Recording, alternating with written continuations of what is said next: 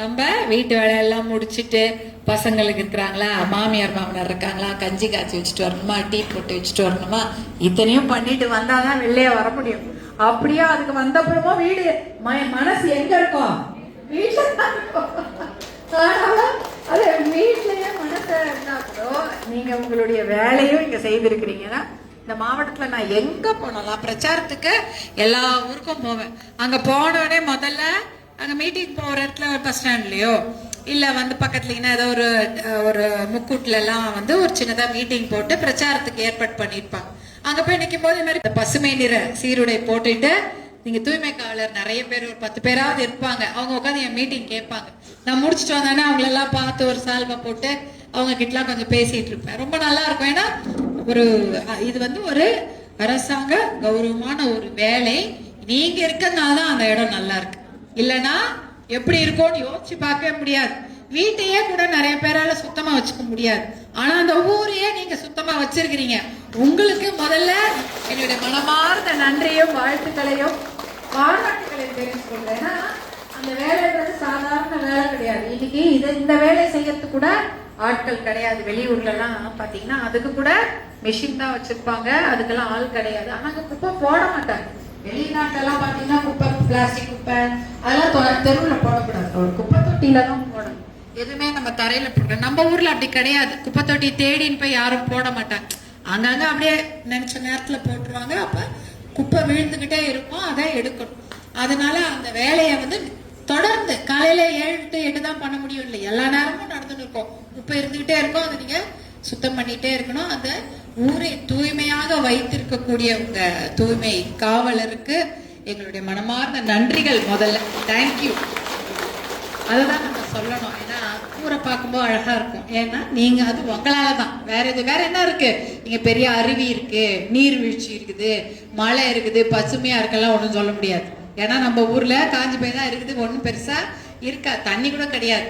ஆனா அந்த ஊரை சுத்தமா வைத்திருக்கக்கூடிய உங்களுக்கு எங்களுடைய மனமார்ந்த நன்றிகள். முதல்ல இன்றைக்கு உங்களையெல்லாம் பார்த்ததுல அதுக்கு மேல சந்தோஷம்.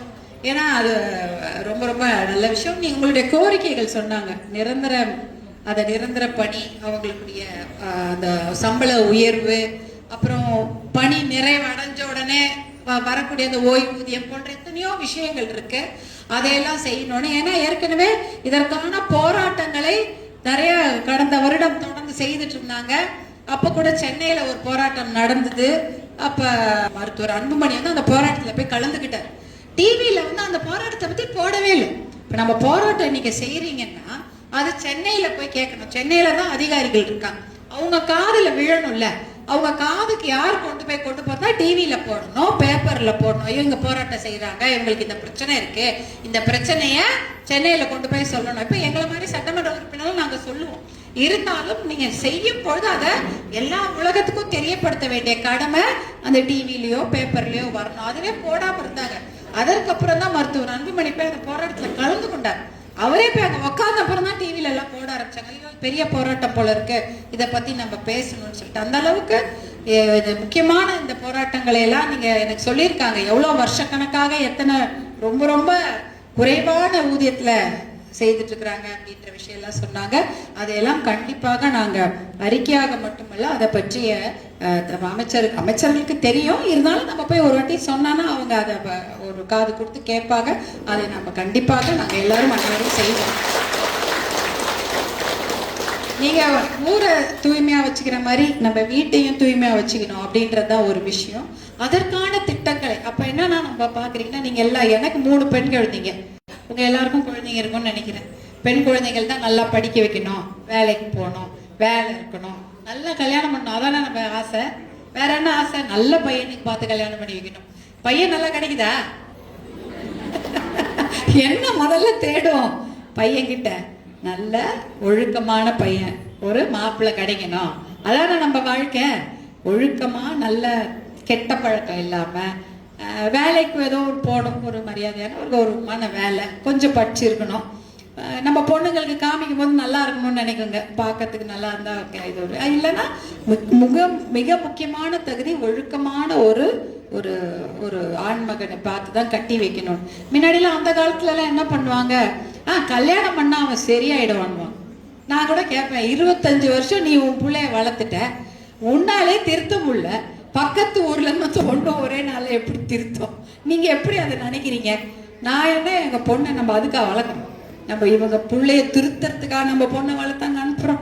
நம்ம பொண்ணு சந்தோஷமா இருக்கணும்னு அதுக்கு ஒரு 10 சவரன் நகை போட்டு கடை வாங்கி கல்யாணம் பண்ணி ஒரு வண்டி வாங்கி கொடுத்துட்டா, அங்க வந்து அந்த பையனை திருத்துறதா நம்ம பொண்ணுக்கு வேலையா? இது என்னது கதையா இருக்கு?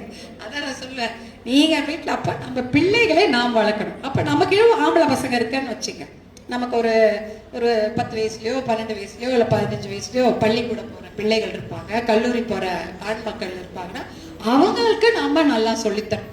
எப்படி பெண் பிள்ளைகளுக்கு நம்ம நிறைய விஷயங்களை கற்றுக் கொடுக்குறோம், சீக்கிரம் வந்துடணும், ரொம்ப நேரம் வெளில இருக்கக்கூடாது, கெட்ட பழக்கங்களுக்கு அடிமையாகக்கூடாது, நிறைய விஷயம் சொல்லித்தர மாதிரி ஆண் பிள்ளைகளுக்கும் சொல்லணும். ஏன்னா அதுவும் ரொம்ப முக்கியம். அவங்க நல்லா இருந்தாதான் அடுத்ததா அங்க கல்யாணம் பண்ணி போற பொண்ணு நல்லா இருக்கும். அது நம்ம பெண்ணா கூட இருக்கலாம். அதனாலதான் வந்து ஆண் பிள்ளைகளுக்கும் பெண் பிள்ளைகளுக்கும் ஒரே மாதிரி ஒழுக்கத்தை கற்றுக் கொடுக்க வேண்டும். தப்பு பண்ணக்கூடாது, வீட்டுக்கு ஒழுங்கா வந்துடணும், நல்லா படிக்கணும், ஒழுக்கமாக இருக்கணும். இந்த விஷயத்தெல்லாம் நீங்க மகளிராகிய நீங்கள் வந்து எடுத்து சொல்லுங்க. நீங்க உங்க கண்டிப்பா சொல்லுவீங்க தான். ஏன்னா நண்பர்கள் குழு இருக்குது பாருங்க, அது ரொம்ப இன்னைக்கு வந்து ரொம்ப முக்கியமான விஷயம். நம்ம வேலைக்கு போறோம், நம்ம பசங்க கிட்ட ரொம்ப பேச முடியாது, டைம் இல்லை.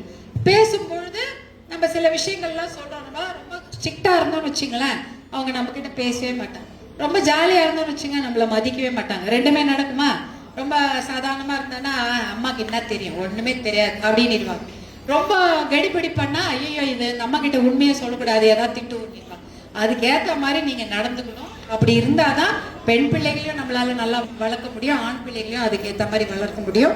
ஒழுக்கம் என்பது இருவருக்கும் பொது என்றதை சொல்லி நீங்க சொல்லி கொடுங்க. அம்மாக்கள் சொல்லனா வெளியில யாரும் சொல்லி தரப்போறது இல்லை. யாரும் சொல்லி தர போறாங்களா? யாரும் சொல்லி தர மாதிரி டீச்சர் இருக்காங்க, அவங்களுக்கு பாடம் நடத்துறதுக்கே டைம் கிடையாது. பள்ளிக்கூட பாடம் நடத்துவதற்கே வாத்தியாருக்கு நேரம் இல்லை, அவ்வளோ புக்கு. பாவம், அவங்களால வாத்தியார்களால அதுக்கு டைம் கிடையாது. அதனால ஒழுக்கத்தை சொல்லி கொடுக்க வேண்டியது நம்ம போன்ற மகளிர் தான். அப்பாங்களும் சொல்லி கொடுக்கலாம், அவங்க ஒழுங்கான நிலைமையில இருந்தா. அவங்களே சாயங்காலம் 6 மணிக்கு மேல தள்ளாடின்னு வந்து அவங்க சொல்லி தர முடியாது, யாரும் கேட்க மாட்டாங்க. அதனால மகளிர் சொல்லி கொடுக்க முடியும், நீங்க நல்லா சொல்லி கொடுங்க, அது ஒரு விஷயம். அதே போல பெண்களுக்கு தைரியத்தை ஊட்டி வளருங்க. நான் தருமபுரி மாவட்டத்தை பார்க்கும் போதெல்லாம் பெண் பிள்ளைகள் நல்ல தைரியமா இருக்காங்க, நல்லா படிக்கிறாங்க, நல்ல கண்டிப்பா பட்டதாரி ஆயிடுறாங்க. ஆனா வேலை கிடைக்கல, அது ஒரு பிரச்சனை இருக்கு. இந்த பகுதியில வேலை கிடைச்சா பெண் பிள்ளைகள் நல்லா வேலை செஞ்சு அவங்களுக்குன்னு ஒரு சுயமா அவங்க காலில் நிற்பாங்க. அதனால பெண் பிள்ளைகளுக்கும் நிறைய தைரியத்தை கொடுத்து தன்னம்பிக்கையை கொடுத்து அவங்களை நம்ம வளர்க்க வேண்டும். கூட படிக்கிற பசங்களால பிரச்சனை இருக்கலாம், இல்ல ஏதாவது வேற யாராவது அவங்க பெரியவங்க யாராவது பசங்களுக்கு பிரச்சனை கொடுக்கலாம். இந்த மாதிரி விஷயங்களை நீங்க அவங்க கிட்ட உட்கார்ந்து கேளுங்க. கேட்டு நீங்க கேக்குறீங்க, அவங்கள நீங்க நம்புறீங்கன்னாலே பசங்க தைரியமா நம்ம கிட்ட பேசுவாங்க. அதனால தாய்மார்கள் பிள்ளைகளுக்கு தைரியத்தை ஊட்டி வளர்க்க வேண்டும். அதே சமயம் எதுவா இருந்தாலும் அம்மா நான் உன்னோட இருக்கிறேன் அப்படின்றத அவங்களுக்கு நீங்க சொல்லுங்க. அவங்க ஏதாவது ஒரு சின்ன பிரச்சனைனாலும் காது கொடுத்து கேளுங்க. அதே சமயம் ஒழுக்கம் என்றால் 2 பேருக்கும் பொது என்று சொல்லி வளருங்க. அதே சமயம் உங்களுடைய பணிகளை நீங்க எவ்வளவு சிறப்பா செய்றீங்களோ வீட்லயும் அதே போல நீங்க சிறப்பா தான் செய்வீங்க, எனக்கு நல்லா தெரியும். உங்களை பார்த்ததில் மிகுந்த மகிழ்ச்சி. உங்கள் கோரிக்கைகளை கண்டிப்பாக நாங்கள் எடுத்து செல்வோம் என்று கூறிக்கொண்டு உங்களிடமிருந்து விடைபெறுகிறேன். மேடையில் அமர்ந்திருக்கும் அத்தனை பெரியவங்களுக்கு என்னுடைய மனமார்ந்த நன்றிகள். நன்றி, வணக்கம்.